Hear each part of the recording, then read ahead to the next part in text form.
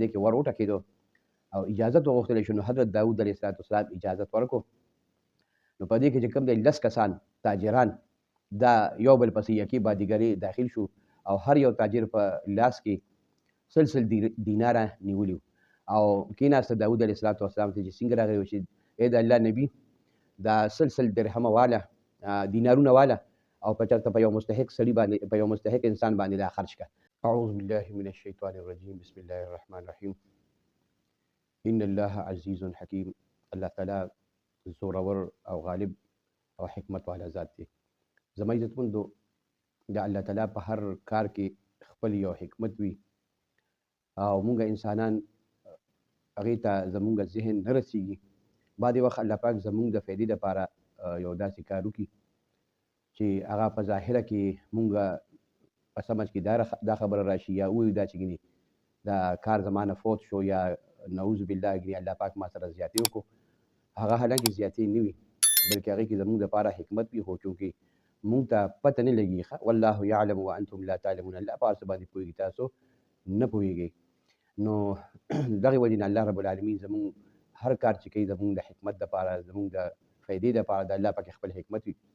دغه شانتې یو واقعه ده بعضې کتابونو را نقل کړې ده د حکمت دپاره چې الله پاک په هر کار کې حکمت وي. قطع نظر د دې نه چې واقعه د سند یا د متن په لحاظ سره څنګه ده خو پکې یو عبرت دی پکې یو سبق دی. نو د هغې په طور باندې که هغه بیان شي نو څه بده خبره نه ده. وایي حضرت داود علیه السلام ته یو زنانه راغله او زنانه شکایت وکړو چې ای داود علیه السلام ای د الله نبي الله رب العالمین ما سره ظلم وکړو. داود علیه السلام ورته وفرمیل چې دا څه وایي نعوذ بالله الله پاک چا سره ظلم زیاتې نه کوي او دې کې به د الله تعالی حکمت یې څه کار در سره وشو. نو زنانه ورته وایي چې زما په ذهن کې خو څه حکمت نه راځي زه خو وایم که الله پاک ما سره زیاتې وکړو. نو داود علیه السلام ورته وایي چې دا الله زیاتې به نه کړي دا د الله حکمت دی زما ته ووایه څه چل شو. نو هغه زنانه ورته وایي چې زه یو کونډه ښځه یم او 3 ماشومانې لوڼه دي زما جینکۍ. نو زه د هغې دپاره چې کوم دی زه ټوله ورځ تارونه چې کوم دی نه جوړ کړم د وړۍ نه یا د چې کوم دی د مالیچو نه تارونه جوړ کړم او هغه تارونه چې کوم دی بازار ته وړم بازار کې دا خرڅ کړم. د هغې نه چې څه منافع ماته په لاس باندې راشي هغه منافع په هغې باندې زه د کور چې کوم دی سودا مودا والم خپلو بچو له دغه لوڼو نه راوړم د دې تربیت پرې کوم د دې خوراک وي دا پرې رالویوم. نو نن ما سره دا واقع وشوه چې ما هغه تارونه چې کوم دی په یو سره کپړه کې واچول او بازار ته روان وم. په دې کې یو ټپوس یا یو بل مرغه رالو او هغه کپړه چې کوم دی زما نه اوچته کړه چونکې هغه کپړه سره کپړه کې ما هغه تارونه تړلي نو هغې ویل دا د غوښې یو ټوکړه ده هغه تارونه چې کوم دی زما نه یوړل او بس لاړو پته یې ونه لګېده. نو زه په هغه ځای کې کېناستم او ډېر افسوس او حسرت سره چې یاره دا زما سرمایه وه ما زړه کې وویل چې اوس به زه خپلو بچو له څه وړم. وایي دغه شانتې چې کوم دی کور ته رالم او دغه رنګې مونږ شپه ده په لږه باندې چې کوم دی نه تېره کړه. نو زه وایم چې زما دغه سرمایه وه ګینې الله پاک ما سره زیاتې وکړو نعوذ بالله. دا زنانه لا ناسته وه دا کونډه ښځه داود علیه السلام ته د هغه په دربار کې دا خپله واقعه ورته بیانوي چې په دې کې ور وټکېدو او اجازت وغوښتلی شو. نو حضرت داود علیه السلام اجازت ورکړو.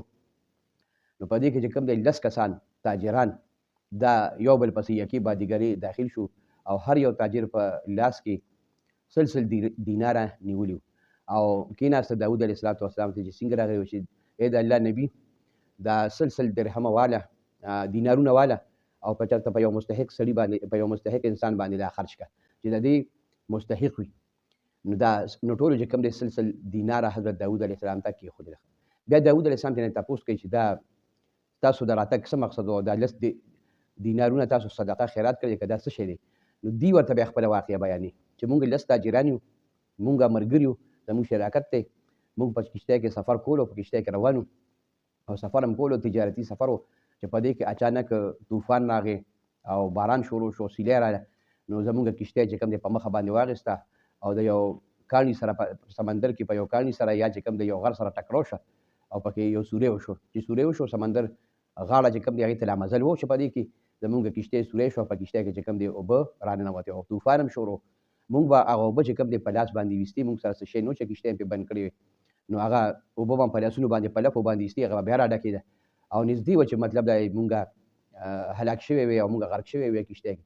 په دې کې چې کوم دی طوفان هم ودرېد او مونږ په صدقېدل سره الله تعالی ته سوال وکړو چې مونږ کې هر یو تاجر سل دینار دا نظر منلی دی که الله رب العالمین مونږ ته د دې طوفان نه او د دې سیلاب نه د طوفان نه د دې هوا نه د دې نه نجات راکړي. نو په دې کې چې کوم دی مونږ ګورو اچانک په هوا کې یو مارغه روان دی او هغه سره په مخوکه کې یا په پنجو کې چې کوم دی داسې کپړې رانیولې دي هغه یې مونږ ته راوغورځوله. چې مونږ ته یې راوغورځوله هغه کښتۍ کې به اوبه راتې مونږ باندې پله په باندې لرې کولې. اچانک چې کوم هغه کپړه چې مونږ وکتل هغې کې دغه رنګې تارونه مارونه نو هغه مونږ هغه کښتۍ کې ورکړه هغه سوراخ کې مو چې کوم دی یا سوري کې هغه کپړه ورکړه هغه کښتۍ چې کوم دی هغه سوراخ بند شو هغه اوبه په کښتۍ کې چې کوم دی یعنې بند شوي او مونږ چې کومې موجود اوبه وي هغه هم ترې نه لرې کړي. نو مونږ کښتۍ چې کوم دی هغه سمندر غاړې ته راغله او بس مونږ چې کوم دی ښه په سکون او په ارام سره چې کوم دی د کښتۍ نه راکوز شو. مونږ خو دغه سل دینار دا نظر منلی دا مې راوړو تا ته او دا د چاته په مستحق انسان باندې چې کوم دی یعنې دا خرج کړه. بهرحال چې هغه سړي لاړه هغه تاجران لاړه نو حضرت داود علیه السلام هغه بیوه ښځې ته هغه کونډې ښځې ته مخ راوالی چې ای بیبي ته دا ګڼې چې الله پاک دې ما سره ظلم او زیاتۍ کو الله لګیا دی ستا دپاره په بحر و بر کې په سمندر او په وچه کې چې کوم دی الله تعالی تجارت کوي او ته وایې چې الله تعالی چې کوم دی ما سره ظلم وکړو. نو په دې کې حکمت دا و چې دغه ستا سپونسي او دغه ستا تارونه هغه عقاب هغه باز یا چې کوم دی هغه ټپوس واخېسته او هغې ته یې ور ورسول نو د هغې کار هم پې الله تعالی وکړو او ستا کار هم الله تعالی دا وکړو چې هغې نظر ومنلو د هغې نظر الله تعالی تا ته چې کوم دی راورسول. نو حضرت داود علیه السلام هغه پیسې دغه لسو تاجرانو چې کم سل دینارې منلي هغه چې کوم دی دغه بیبي له ورکړه دغه ښځې له یې ورکړه دغه کونډې دا واله او زه لاړ شم په خپلو بچو باندې په خپلو لوڼو باندې دا چې کوم دی خرج کړه. هغه بیبي د الله تعالی ډېر زیات شکر ادا کړو او ویې چې ای داود علیه السلام ای د الله نبي واقعي دا ما ومنله چې د الله رب العالمین په هر کار کې چې کوم دی حکمت وي. نو زما عزتمندو الله رب العالمین حکیم ذات دی خبیر ذات دی بصیر ذات دی نو د الله تعالی په هر کار کې حکمت وي.